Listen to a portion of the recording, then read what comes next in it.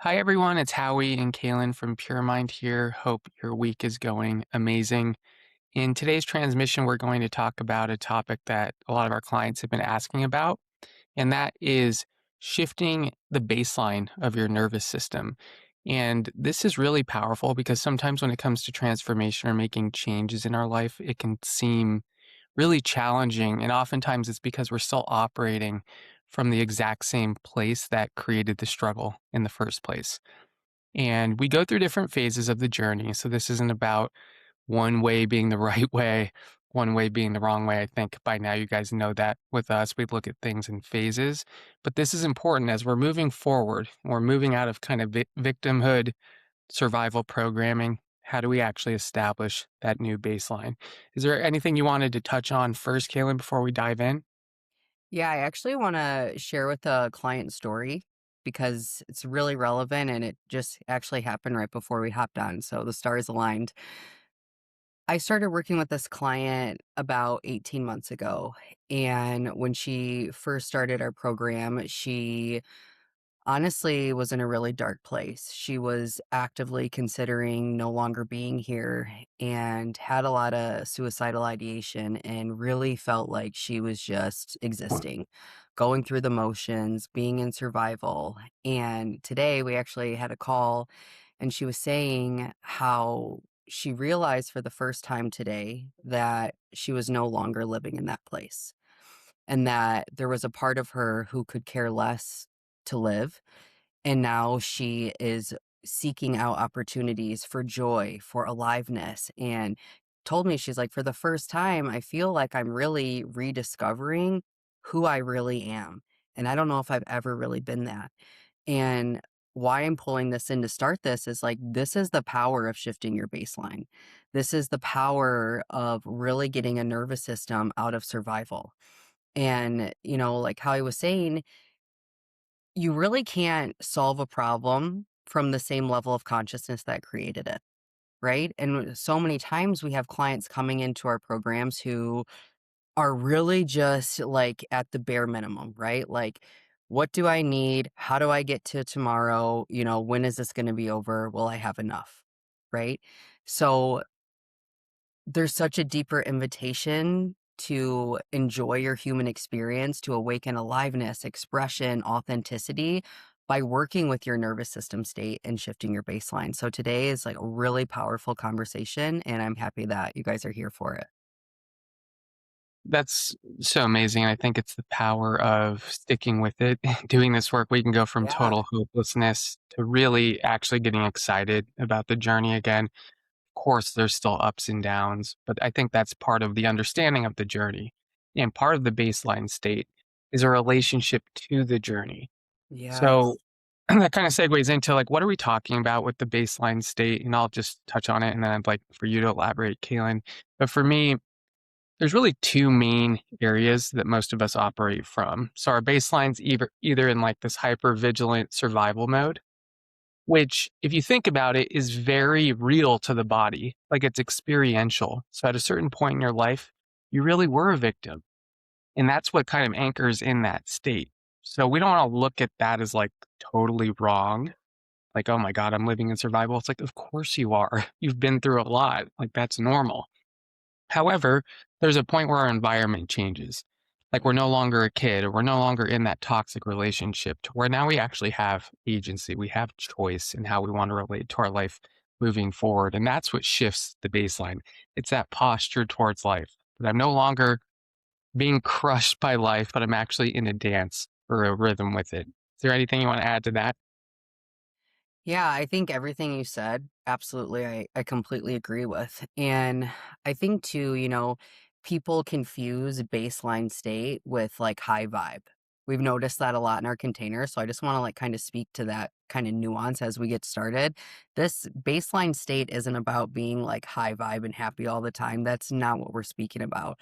We're speaking about like, what is that natural like cadence or rhythm that your nervous system finds when it's not activated and when it's not resting, right? What does that look like for you? And for so many of us, we have like our foot on the gas, right? It's so much activation, it's so much stimulation, it's so much anxiety that we really don't even feel into our own rhythm or our own energy on a day-to-day basis, right? There's this huge disconnection from our bodies. And, you were speaking a little bit about like the environment piece too. And I think that, people don't really realize how important your environment is when you are desiring to transform. And I mean, like in all forms, your relationship, your home, your job, right? The activities that you're investing your time in, the music you're listening to, the food that you're eating. Like, what am I energetically consuming that is literally becoming me and that is affecting or influencing my baseline? Right. So, there's just so many different kind of like things that really contribute to what that state gets to look like, but it really is this relationship that you begin to cultivate through the connection to the body, right? You can't begin, right? You can't even begin to have awareness of a baseline if you're so disconnected from your body. So, first, the work is just about like getting really curious about what is going on in here on a day-to-day basis. Like what does my energy look like? Do I notice moments where I'm really high and really anxious or when I'm really numb and disconnected? And this isn't the place to like judge or fix it or really like analyze it, but just starting by getting curious about like what is happening underneath the level of like the mind and the intellect and really getting into like the language and the rhythm of the body. Exactly. And to your point about the mind becomes the place that's easiest to escape into when we're actually in victim consciousness, or we're actually in an environment where we don't have a lot of free will. So if I'm in a situation as a kid where my parents neglect me or abuse me, the list can go on and on with that.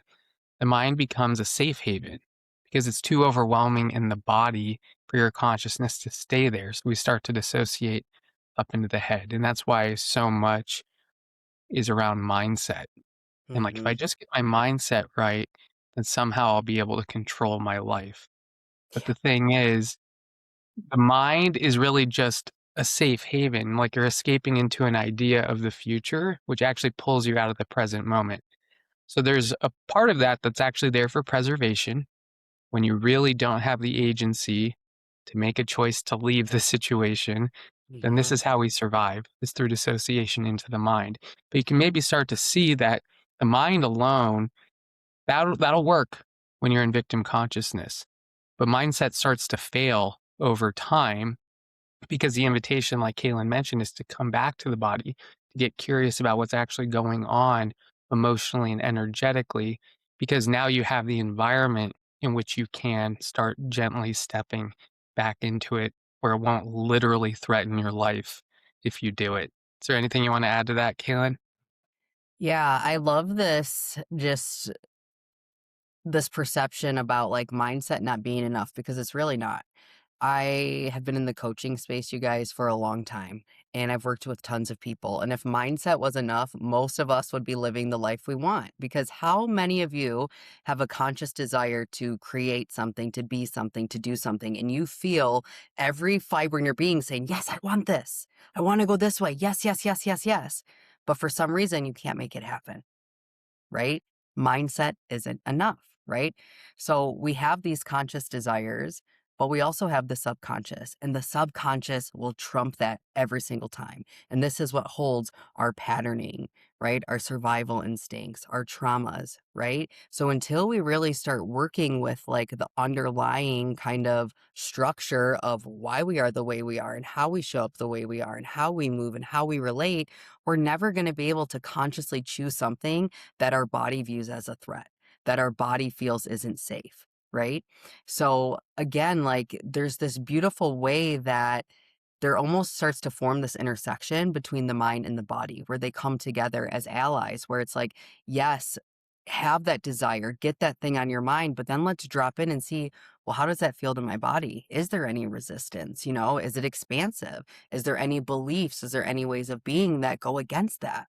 Right. And that is really the art of integration. That really is what happens when the mind, the body, and the spirit are all working in coherence to create the life that you want to create and to really create that baseline or that overall frequency that you are every day. Right. Exactly. And mindset is important, like you mentioned, but in integration with everything else. Because I like Yeah. to think of the mind, it's like if you were looking down at the earth from an airplane, that's kind of like being in your mind. It's like, oh, I can see where I want to go. Like I can see that that's the path I want to take. And from that perspective, you're not actually hiking that path. So it feels easy from the airplane because you just see it. So that's why we find so much safety in the mind, because we're not in the body where we have to feel the ups and downs of going up the steep hills and walking through the tough terrain and all of that. So they're both true. It's just if we're ignoring the actual hiking part, which is in your body, it's like I have to hike this trail now. We're kind of missing the point of being a human on Earth. It's like you can't just look at everything from the aerial view where it feels safe and refuse to walk. Yeah. So it's interesting how the mind can set a direction. The mind can help establish choices that are supportive of actually walking in that direction.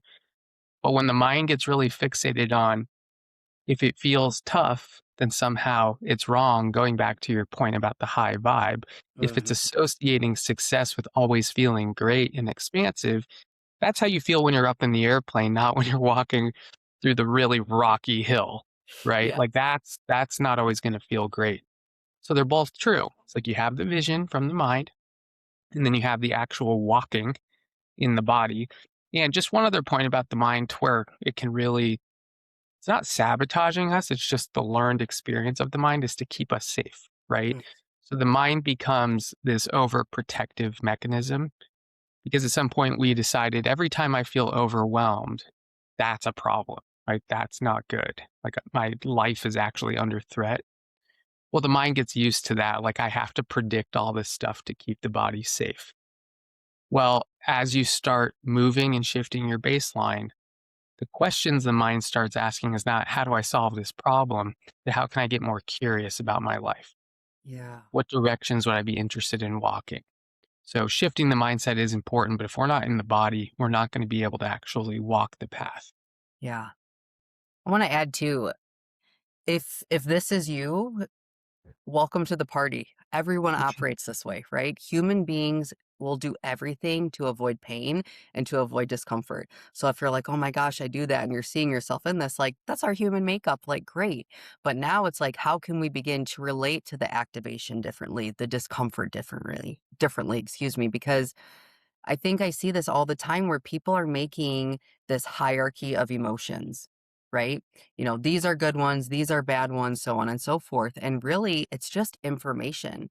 Activation is information, right? It's not good, it's not bad, it's not anything. It's giving you a feedback loop through your nervous system about your internal and external reality, right? So, what gets to happen when you start noticing discomfort or fear or, jealousy or anger or whatever it is as signs of like, hey, there's this thing over here that like we're ready for you to look at. Or, hey, there's this thing that, you're saying you consciously want this, but look at this thing that isn't in alignment with that, right? It's like people desire expansion, they desire change, like, "Please show me how I'm not being this," and then you start getting so activated and you start getting so triggered, and then you make it a problem like you're doing something wrong. It's like, "No, here's the roadmap that you've been praying for," right? And it happens through the body. It happens through emotion, through sensation, and it's just learning how to at the very base level, it's learning how to stay with yourself through it all. It's learning how to stay with yourself when things are really, really great and knowing it's temporary, right? And when things are really, really hard, also, this is hard, but I can still be here and I know it's not going to be forever, right? That really is how we change our relationship to our aliveness, to struggle, to really what it means to be human so that we don't feel like there's all this suffering and resistance every single day along the path, right? Who wants to live like that? You know? I don't.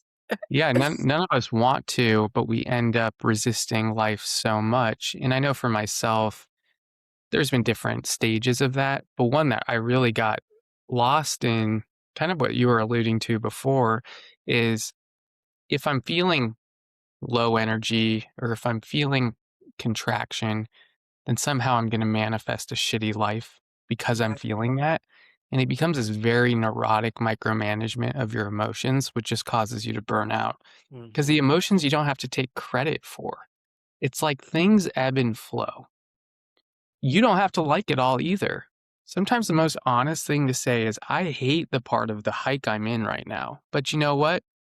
I don't have to like it. I don't have to like it. Because if you think about preference, you have to have contrast to even have preference. Mhm. Otherwise, you're just in this static state. So if you want to experience something that you really do like and prefer, well, by definition, you would have to know what the opposite feels like too. So Yeah. at the very least, if you're going through a part where it's like, I really do not like what I'm in right now, great. You're actually getting to experience the opposite. So you can have a journey of experiencing the part that you do like.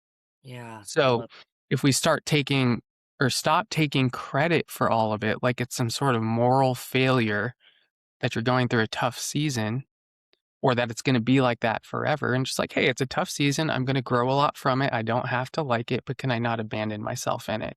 And Yeah. Kaylin and I both have young kids. It's that example of if your toddler's throwing a tantrum, and I know we talk about this a lot, you don't have to pretend to like that. No Mm. one likes that. But are you going to abandon your kid just because they're acting in a way that you don't like or just because they're overwhelmed? Of course not. You're going to be there for it, even if you don't like it. So it's the Yeah. same thing with the body.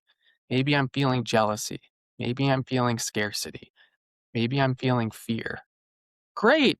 I don't have to like the way those things feel, but I refuse to abandon my body when it needs me the most. So if we can start getting in that rhythm, that's what really steadies the baseline because your posture is unconditional. It's like, I don't need you, body, to feel any certain way for me to be with you. Yeah. And that's what really makes it steadier. Not that you're not going to have ups and downs, you're just not resisting life anymore. It's like, it's a down period. It will change. I'm going to learn and grow a lot from it. So I might as well be present here. Yeah. I will say too, I think something that can be helpful is really disassociating like yourself from the emotion, right? So a lot of people will say, I am sad, I am depressed, I am angry. And it's not that that's wrong, but sometimes it can create more of like this loop of like shame and judgment, like how he's saying that I'm doing something wrong or I shouldn't be feeling this way, you know? So instead of like I am sad, it's like I'm experiencing sadness. I'm experiencing frustration. I'm noticing anger, right? Because then it kind of puts more of like this objective lens where you can kind of start to look at it not from this place of like shame, but like, like, why is this here? You know? And another kind of like framework that's really supported me with this is really trying to hold the belief again that like I'm not the one generating these thoughts, these feelings, these emotions, right? Again, like I'm the witness of them. And when I can really put myself as like I'm actually not responsible, I'm just the one experiencing and witnessing. And what am I noticing? It's a lot easier to move through and to process versus thinking that like I'm the one who's in a bad mood or I'm the one who's sad on Saturday. You know what I mean? So sometimes just kind of like putting one layer of separation between you and the emotion or you and the trigger can really help you to begin to see and to process it from a different lens versus like again shame, judgment, this kind of like I'm doing something wrong kind of mentality. So I think that can be helpful too. Exactly. And actually, in some other languages, the way they talk about emotions is like they're wearing emotions. Yeah, I love that. Like I'm wearing sadness. And it's like, yeah, I'm just wearing the color blue today. So Mhm. like when you create that one step removed, you disentangle it from your identity. Like, oh, Yes. I'm always sad or whatever. It's like, no, I'm just wearing this color. How can I support myself in this? And I think this is really important with this because sometimes it's like, well, I know I'm doing behaviors that are contributing to the way I feel. So we do have to take ownership of where are we maybe not supporting ourselves. Maybe we have certain things that we're doing that we know contribute to being low energy or to being anxious or depressed. So we do want to make sure that we're keeping our side clean Yeah. because if we're not supporting ourselves, then of course that shame is going to come in. It's like, well, there's truth that sometimes you're just going to be sad and it's not because of anything you did. Mhm. Sometimes you might be resisting your life and generating more sadness because of behaviors. So, and Kaylin and I talk about this a lot. How can I start supporting myself through my life? How can I start nourishing myself? And usually those things are pretty basic, right? Sleep, water, good food. exercise, getting outside, getting in nature. Like we all know these things, but are we really doing them? Because if we're not doing those things, we can't expect to be in the rhythm of life. Yeah. We're kind of creating our own resistance by not taking care of the basics. So we always want to start there. Am I covering my end of things at the simple, basic survival level? If I can say yes to that, most of the time, like 80-20 rule is what I like to think, then we can surrender the rest. Because I might be doing all that stuff right and still going through a tough period of my life. Mhm. Perfect. I'm doing what I can. Life clearly is situated for me to grow and learn in this environment. So I'm doing my part. I'm surrendered to the other part. That's a nice rhythm to get into. But if we're like, yeah, I'm not sleeping, I'm not drinking water, I'm eating crappy food, I'm not exercising. Well, it's like you can't just expect life to just show up. Yeah. Sometimes we can not be taking care of ourselves and life still seems to be going okay. But we really want to make sure that we're taking ownership of our end of things too.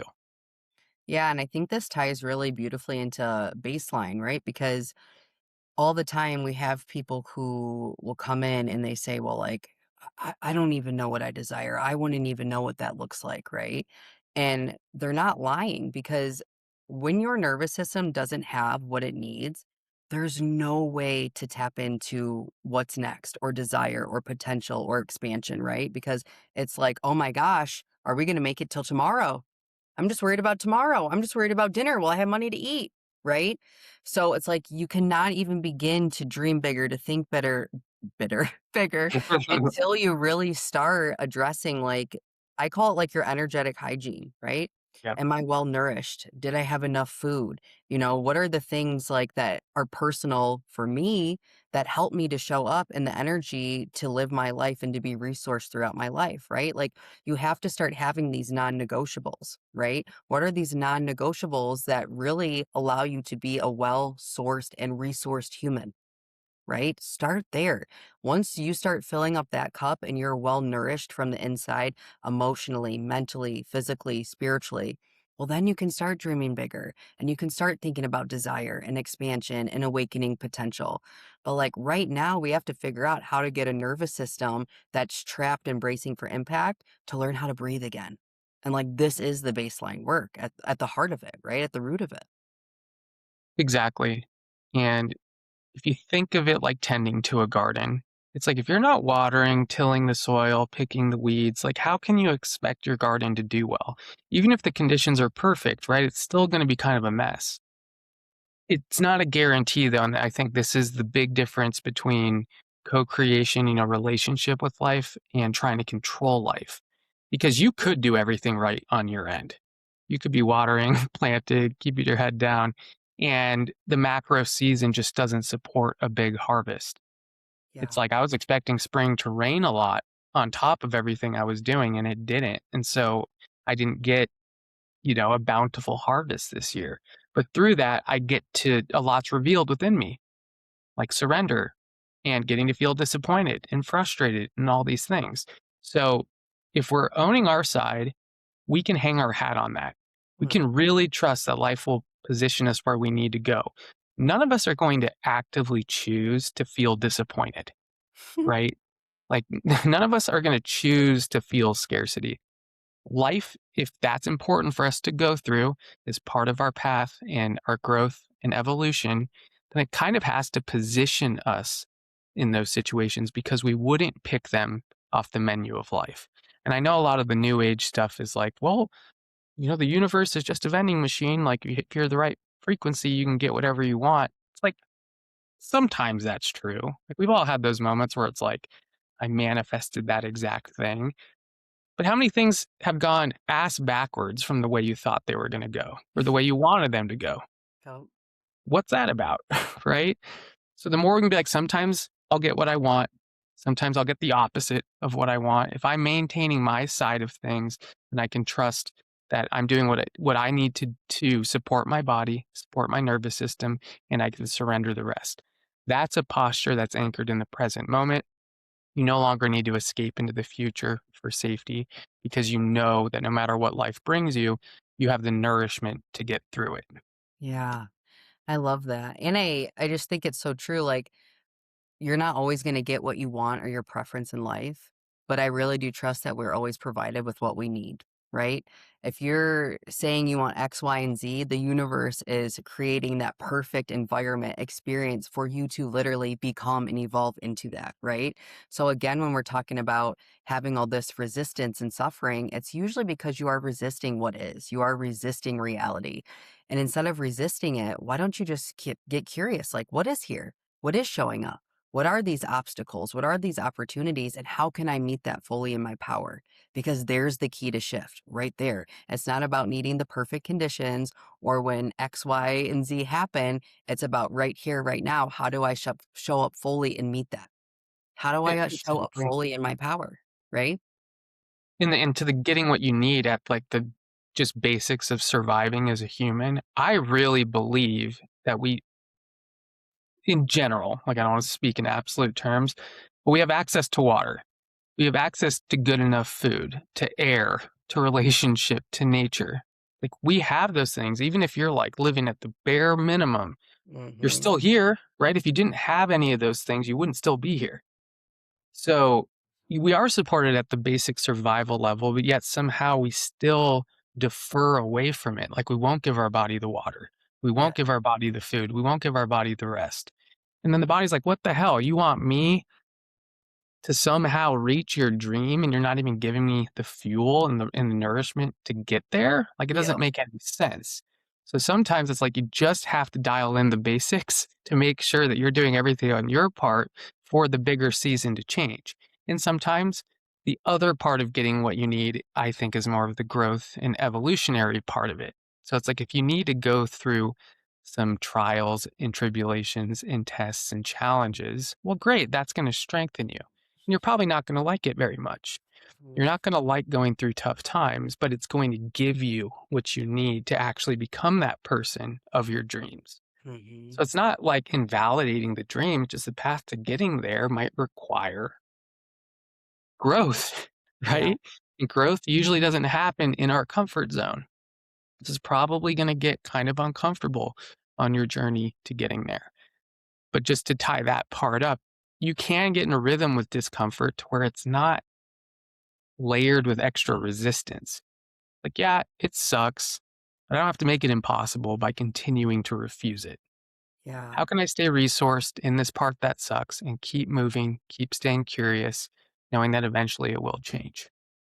One thing I want to tie into this that feels important is that on an energetic level, you guys, your baseline is directly correlated to your capacity, right? This is why this work is so important. So, like we're saying, you get what you need to evolve, to expand your capacity to hold it, right? Think about, you always hear the example about people who become a millionaire, right? And then lose it just like that. Their nervous system was not at a level that it could hold wealth, their identity, their behaviors, right? So, again, trust your season. If you're in a season that feels challenging, there's probably a reason or something that you are literally being prepared for, right? Again, so stop resisting and making it wrong and get curious about what's here and what's being called forward in me in this season, right? I just think that's important because we all the time think that, our identity is going to stay the same as we transform or like get these bigger goals and desires. And it's like, no, like that next level is going to have to require a next level of self. Energetically, I cannot talk today, energetically, physically, right? On a nervous system, mentally, right? So again, like the baseline is so correlated to your capacity to hold it, right? It's one thing to create it, it's another thing to have the capacity to sustain and hold it.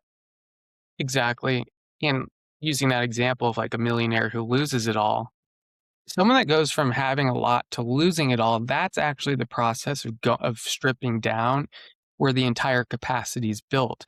Because they are Mhm. able to compare like having it all, but not having the identity to support it, to losing it all, where they actually develop the identity. Because from rock bottom, if you're willing to move from that place, that's what anchors in the identity. Because we like to think like, oh, if I had $1 million, I would start acting differently, or I would donate to charity, or I would start my mission. It's like, no, you wouldn't. Yeah. Because if you can't do it now, there's no one different that makes you. Like Mhm. getting the thing doesn't change you fundamentally. That's an inside job. So if it's like, I want to be a philanthropist, right? It's like start giving your time or what you can in terms of money now. So if it's like if I was a millionaire, I'd give 10% of my money to charity. Well, give 10% of what you can right now if that's Yeah. actually who you are.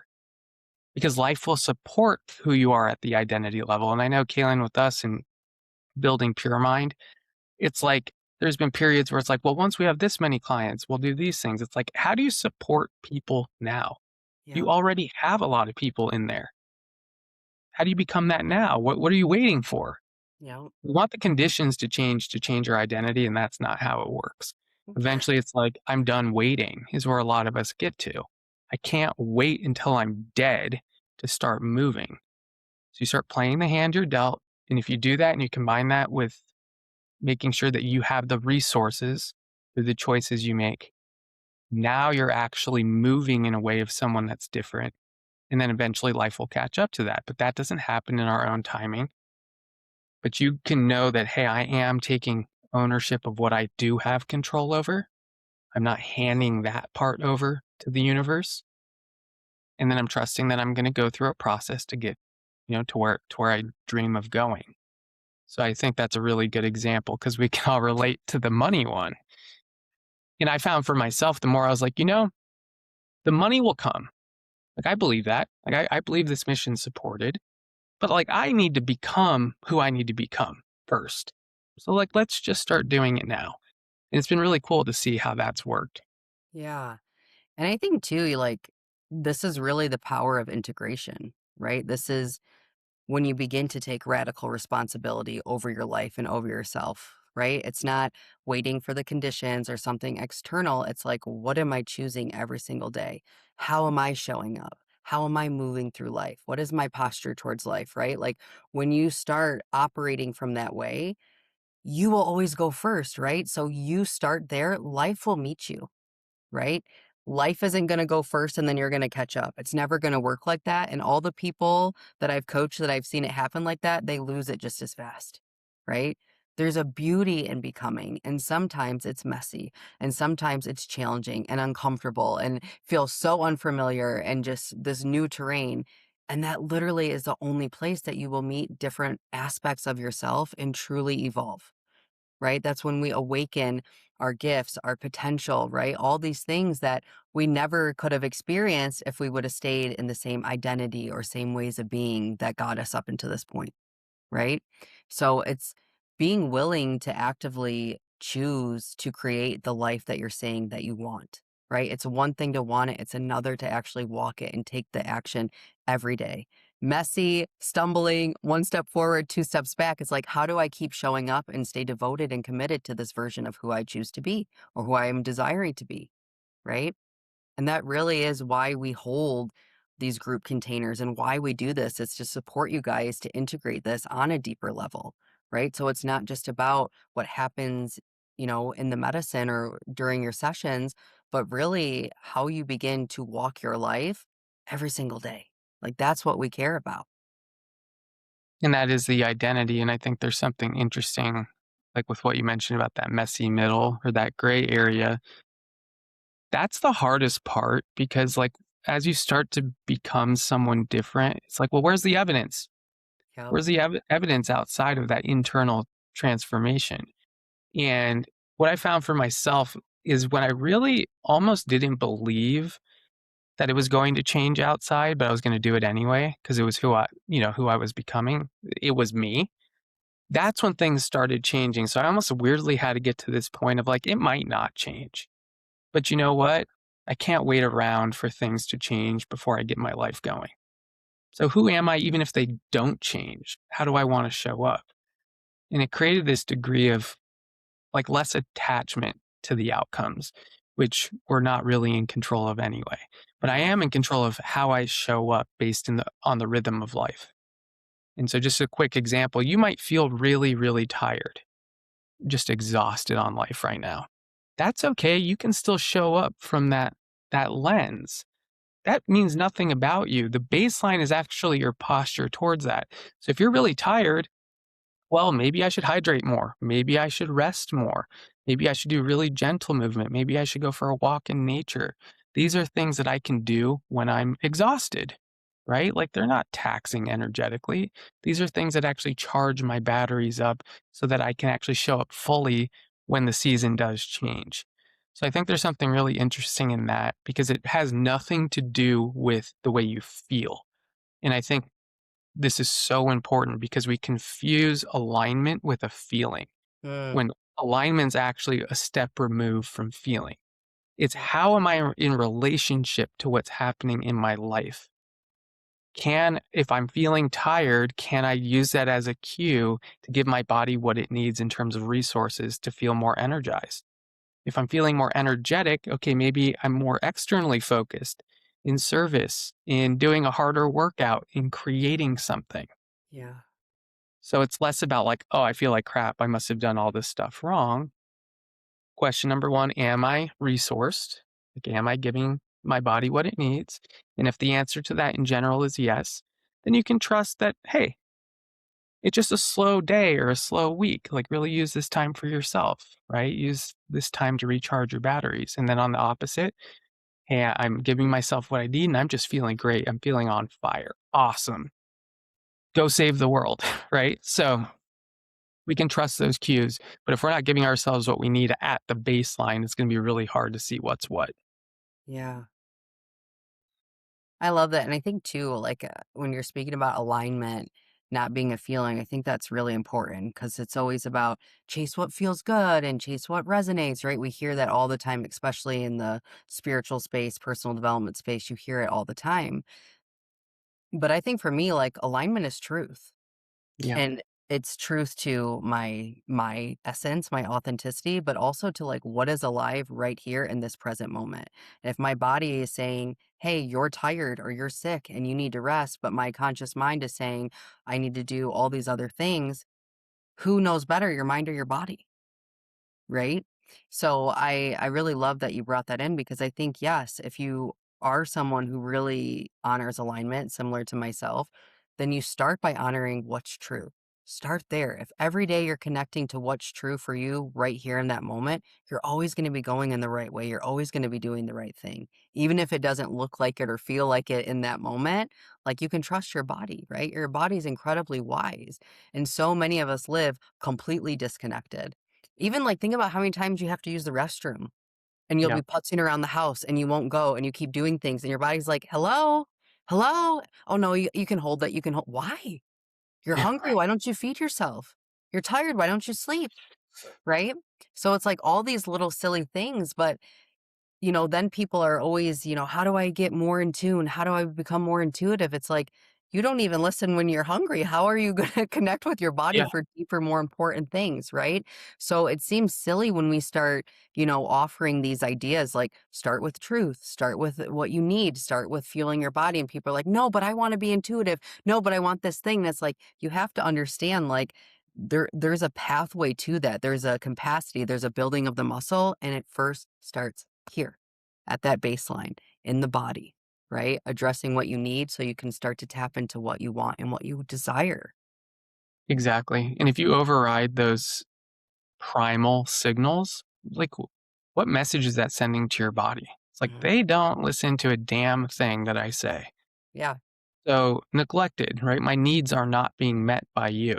Like you won't give me what I need to thrive at a basic level. And then you want me to somehow figure everything else out. And so I think it's really interesting, and this kind of ties in with the work we do with ketamine and expanded states.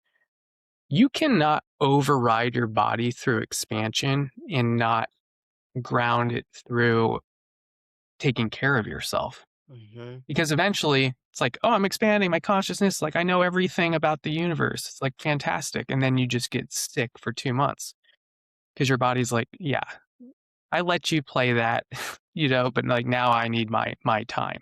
Yeah. So with all this work, it's like the chop wood, carry water. Like you have to bring it back to present moment reality in the physical with like body, I'm here. Like I'm expanding in service to you. So you want to show your body that these things are actually translating. Start listening to its subtle cues of just like the basic things. And then you'll start realizing, oh my God, my body's communicating to me in way more ways than just hunger or needing to go to the bathroom or needing to get rest because you're listening to that. It's like, oh my God, my body like kind of knows what direction to go. Like my body's like I'm feeling the pull to go talk to that person, right? It starts like adding layers to what it's communicating. And I think that's where things get really exciting. Yes, and I think too, just like a little other, like, side note to pull in with that is you don't have to know why something's happening in the body. Like, you don't have to know why your heart's fluttering or why you feel the pull to do this. Like, that's part of like the trusting the intuitive nature and intelligence of the body. We don't have to know why. There doesn't have to be certainty. That's like the part of us that wants to kind of like control and manipulate reality. And a really good example of this is I was walking into the gym earlier today. I was happy and I was in great mood. I was having an awesome morning. All of a sudden, I noticed my heart rate got really quick, really fast. And this was just walking into the locker room. And I started to feel kind of activated. I have no idea why or where it came from. It could maybe not have been mine, even. It could have been picking up on someone else's, but I noticed it was there. And the old me would have just been rushing through the morning and trying to just go get started with my workout. But now, knowing what I know and becoming resourced enough in the body, I took a minute. I sat on the bench. I put my hands on my heart and I just breathed for a few minutes. And I said, I'm here. We're okay. We're safe. I took a few minutes just to feel it, to breathe. I still don't know why it was there. It doesn't matter. That's the point. It doesn't matter. But just bringing awareness to the sensation, to the information, to the activation that was happening was enough to shift and transmute or move through whatever it was. Right. So don't get stuck in this like healing loop in the mind and in the body. Like, I'm feeling this. What does this mean? And where is this coming from? And da da da da. Like, we see people do that all the time. Just be a witness. All these things want a space just to be felt, just to be witnessed, just to emote. And you start doing that more regularly, well, then you start getting the deeper layers and kind of meanings of it organically, but it doesn't come from forcing it with the mind. It comes through relationship with the body. And I think that part's really important to bring in. Yeah, that present moment attention, I think is how you keep the slate clean, so to speak, with the body. Because when we're ignoring the body and it's not having its needs met, like it just wants our attention, you're right to feel something, and we're just ignoring all of it. It's like by the end of the month or the year, like it has a laundry list of crap it needs to talk to you about. Mhm. And this is what we like view as this healing process. I have to process all these emotions and all this stuff because I keep ignoring the conversation. That conversation is not going anywhere. It's just going to have to be a longer, more drawn out one when you eventually do pay attention to the body. So, like with what Kaylin's mentioning with her experience at the gym, by doing that in real time and not pushing it off till later, you're keeping the slate clean. Like the dialogue remains open. You don't have this big backlog that's like weighing you down at the end of the day or the month or the year. It's like, hey, we're good. Like the body knows when I call for her, she comes. Yeah. This is really exciting because then you can just live your life. You don't have to be a helicopter parent. Like, what do you need? What do you need? What do you need? It's like, dude, I know you'll listen when I call. So Yeah. just go live, right? And I will So say, I I think, think, oh, go ahead. I'm sorry. I didn't mean to cut you off. I was No going to say, I worries. think this part is really important too, really relationship to baseline, because what ends up happening is if I would have took the other route and I would have ignored the activation, instead of it just doing the loop and being felt and leaving the nervous system, that energetic imprint would have then become enmeshed in my body and in my nervous system, right? So again, what happens is we have so much activation, trauma, all these, feedback loops that never got an opportunity to leave. That literally starts to become your baseline, right? Yep. You plug enough anxiety, anger, frustration, right? Numbness into the body. It's like putting too many like kinks in the hose. It's like, I love that analogy, right? That's all that's going to be felt, right? Because it never got an opportunity. So it's building, building, building, building, building, and to essentially have this huge release or outburst that it's been craving for you to finally let it be felt, right? So this is important if you are someone who's really wanting to shift your baseline to be at a more regulated, I won't even say high vibe, a more regulated way. It starts through your relationships with your emotions and sensations, like I did at the gym. You start doing that regularly, it's going to give this baseline an opportunity to finally kind of settle, to get those kinks out, to really begin like flowing energy in a clean, cohesive way, right? Exactly. And I think the body's not doing it to torture us. It's just like this conversation is important. I tried having it with you there Hmm. and you didn't want to have it there. But like I'm still going to have it with you at some point. So I'm going to hold on to it. But the more conversations that we don't want to have because they feel uncomfortable or whatever, it's like now the body's carrying around so much and it's Hmm. exhausting. Yeah. But as soon as we're like, all right, body, let's go through the list. Like let's clean this thing up. Now you're operating cleanly. You have coherence. The body's not having to carry extra baggage around. And you'll be shocked with how many things move into order and out of chaos because the body feels like it's being heard and felt. So this is super important. And one other thing about patterns, because I think it's fun to see patterns, right? And there's nothing wrong with being curious about like how are things connecting and whatnot. But once you start living more in the body and in the present moment, most of the patterns are actually going to come from looking towards the past. So like if you think of hiking up a trail and like let's say you're going up a mountain. Okay, you're this far up on the trail, you can look backwards and be like, "Oh my god, I can see how the trail connected from this vantage point of looking back of a lived experience." Because your lived experience only comes from the present and the past. Yeah. Like you're not living in the future in your body. So what many of us do for safety is we try to prophesize our life ahead of time so that we can avoid all of the obstacles along the path. But that's just kind of like magical thinking, guesswork. It's not really coming from a place of like you having that intel is going to prevent you from going through necessary challenges to help you grow. Like, oh, I'm gonna like read in a book how to climb a rock wall so that I don't actually have to do it. It's like that doesn't work. Like you're gonna have to do it. You're gonna have to figure it out, and it's gonna be a lot different than reading it in a book. But you can look back. Like maybe you went through a really chaotic period in your life, and you feel like you're coming out of it, and you look back and you're like, oh my god, it actually makes sense that I had to go through X, Y, and Z to become the person that I am today. And even though that sucked, I'm grateful that I went through it because I couldn't have just read about this in a book and actually embodied it. So that's where you can kind of see the patterns of the chaos looking in hindsight. And so that's fun too. If you are curious from a mental level, look backwards. Look at your life and like how far you've come. That can help you build confidence in moving forward that, hey, it's always worked out. Even when it sucked, like I'm still here, I'm still kicking. I think that's the most helpful way of using your mind if you want kind of evidence to build more trust in life. Yeah. I love that. I think too,